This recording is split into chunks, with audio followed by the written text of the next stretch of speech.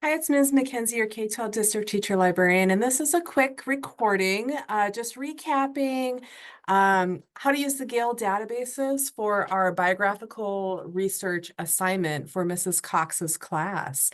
So we're on the library homepage.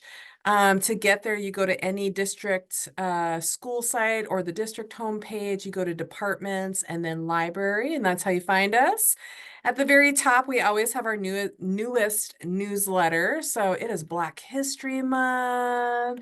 We got our Dream Teams meeting. It's Valentine's Day, lots of makerspace activities, Digital Learning Day. At the end of the month is the book fair. So much going on. And then you scroll down to the bottom of the library webpage and hit Gale. And then elementary. So if you're at school, most of you are going to go through your Clever portal to get here, but that's how you get there from the library website. So then this is Gale, our database. And I'm going to pop back over to my slides real quick and just remind you all of a couple of things. Okay, so a couple of quick reminders. We often don't know what we don't know when we start a research project. That's the beauty of research. That's why we go into the databases.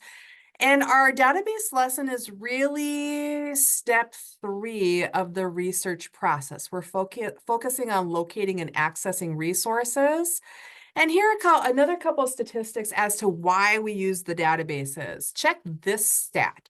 On average, people spend only 8 seconds evaluating a headline, image, or other snippet of information online before they decide whether it's credible or not. Only 8 seconds, okay? And information looks very different on a Chromebook versus a desktop browser versus a cell phone. And cell phones are the way that most young people are accessing information. And people who are trying to produce disinformation or misinformation know that, and they're being sneaky about how information appears on our cell phones. So really, we want to start introducing everybody to the databases. We go to the databases to find reliable, credible information. Everything has already been cross-checked by a professional before it appears on the database, so we know that it's good information that's useful for academic research writing. If you are wanting to use a website that you find, you have to scrutinize or evaluate that website to make sure that it's good information. And I used to always teach my high school students the ABCs of evaluating sources. And I'm gonna hop on over. So you all are doing a really cool project. I used to have my college students do this project, my middle school students and my high school students when I was still an English teacher. You're really doing biographical research. So everyone got to pick a hero and then you get to research and tell your teacher about them. I used to have my students do multi-genre research writing, which was a super creative way to demonstrate inquiry. So yeah, I'm gonna hop into the databases here in just a second. I'm gonna show you, you always want to filter your search by type, full text, and subject. And I want to remind you all about that Control F button when you're in the databases. And we'll be in the elementary database. Some of us couldn't find a whole lot of information about our hero or our leader if they were like a super new person. So we're going to go into the elementary hub. We might have to hop over and do a power search. And then I want to make sure that you're aware of World Book Online as well. So let's get to it. Here I am back over at Gale.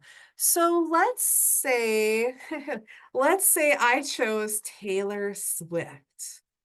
Okay, you see when you start typing in a name, if you get a nice big bold header like that, you want to click on it. It's almost like a little curated page for the person that you are researching. Okay, so there's Taylor Swift.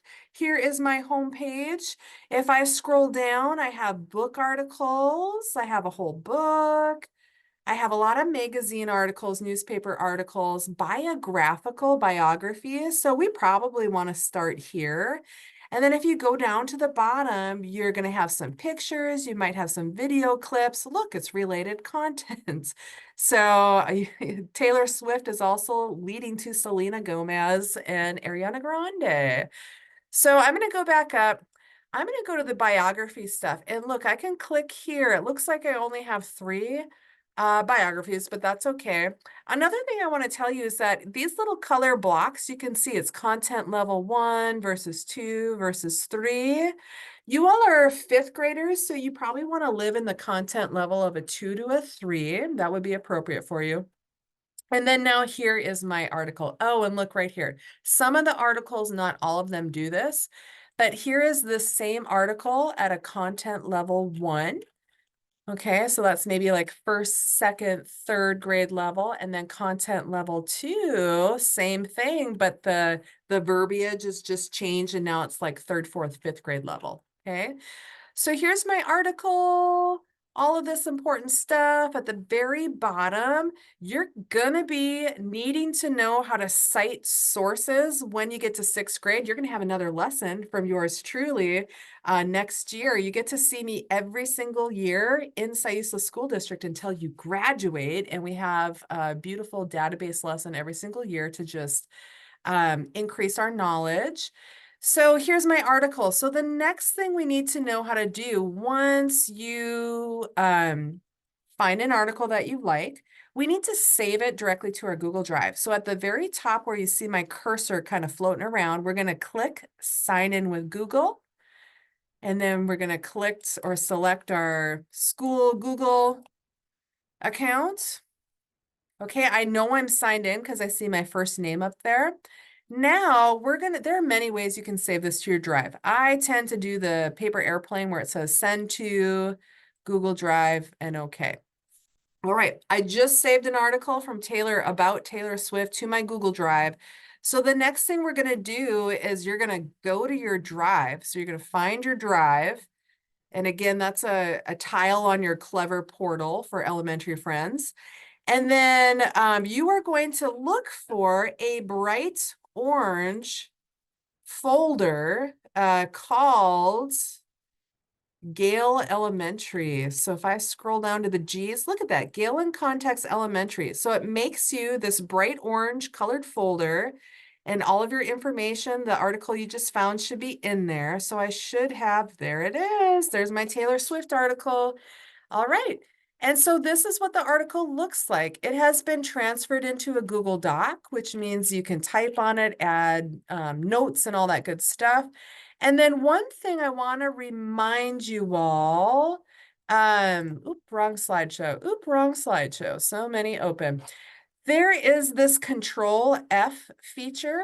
So you can search text on any computer screen by hitting Control and then F. So any word or phrase that I type in that search box is highlighted on my screen.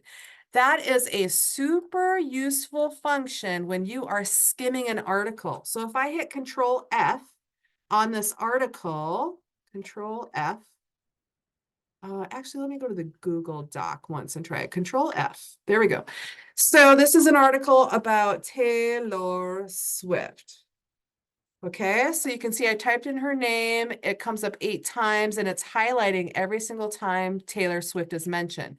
If I wanted to know how much does this article say about music? There you go, 7 times, and I can hit the down arrow and it'll take me to all of the different times the word music appears in the article. If I wanted to be like, does this article say anything about her being a leader? No. Does this article say anything about awards? Yes, yeah, because she is a multi-award winner. So again, the Control F just really helps you skim your articles even before you save them to your drive to make sure they have the information that you need. Okay. So we went into the databases, we figured out how to type in a search, we found an article, we saved it to our drive. At the very bottom of every saved article in your drive is the Modern Language Association or MLA citation. Your teacher, I think Mrs. Cox will have you use some of those citations for this project. Again, you're going to need to know how to find those citations, copy and paste them into your papers when you move to the middle school. And I'll show you how to do that when we get there. So that was the Gale databases. Oh, I wanted to say, sometimes when we're in this elementary hub, you might not find everything that you need. So we do have this thing called a power search. If you're on the library website on Gale, you have all the baby databases Gale has to offer, and you have this power search right here. So I could try the same search, Taylor Swift, into a power search, and I'm going to get infinitely more titles. Look, almost 20,000 magazine articles, academic journal articles, news articles, etc. So when you do a power search or you go outside of that elementary hub, that's when it really becomes important knowing how to filter your search by type, full text, subject. And that's kind of a lesson that we really start getting into in middle school, but I'll just show you right now. Full text is checked right here. That means every article that I open is going to be a whole entire article and not just a snippet. Let's see. Subjects is super important. So like we have almost 20,000 magazines. I can't skim 20,000 magazines. But if I hit the subject list, it's going to break my one singular topic, Taylor Swift, down into like 50 different subcategories. So again, when we're researching, sometimes we don't know what we don't know, right? 3 things I hope to find out. Well, sometimes this question is hard to answer at the very beginning of class. So that's why I think the subject list is beautiful. If you don't know how to think about your topic, if it's a new topic to you, the subject list tells you all the things, right? When I used to teach college and high school freshman English, I would actually have my students kind of form their thesis statements based on the subject list from Gale. And then there's one other way we can actually look at that subject list. If you go down right here and hit the topic finder, it is going to take that whole subject list and just give you a visual way to look at it. So if I was really interested and wanted to talk about Taylor Swift and, you know, her music career, I could click on that and I could zoom in it even further. Like, does she have a connection to Miley Cyrus? Are they best friends? I have no idea.